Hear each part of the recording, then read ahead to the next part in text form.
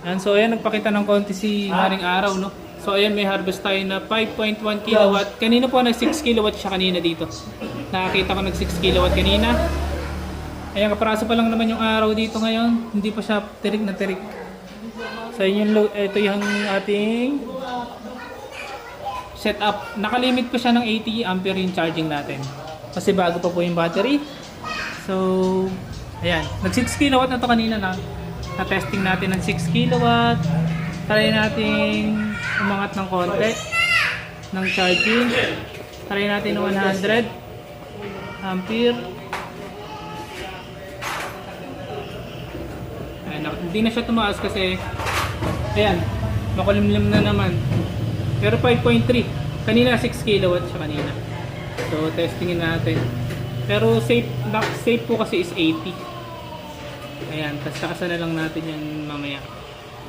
After 3 months siguro. Ayun, nag 6 kilowatt kanina. Ayan, nakita natin nag 6 kilowatt, no? Ayan, nag 6 kilowatt na kanina ulit. Ayan, tumaas yung araw. Check natin kung tataas pa yung harvest.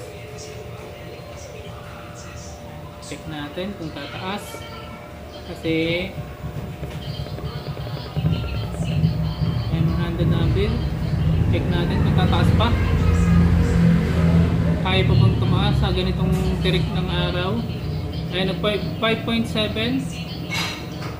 Ayan, 6.1 kilowatt. Harvest 6.3. Ayan, pero mamaya papatayin din natin yan. 6.5 kilowatt harvest. Umiinit kasi dito ngayon. 6.5 kilowatt harvest.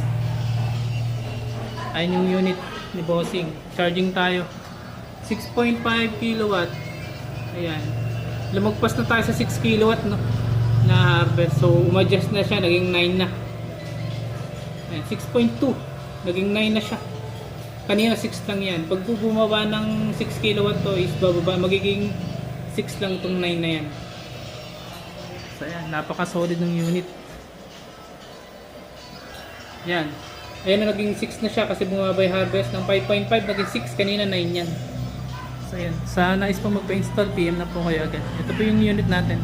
Thank you.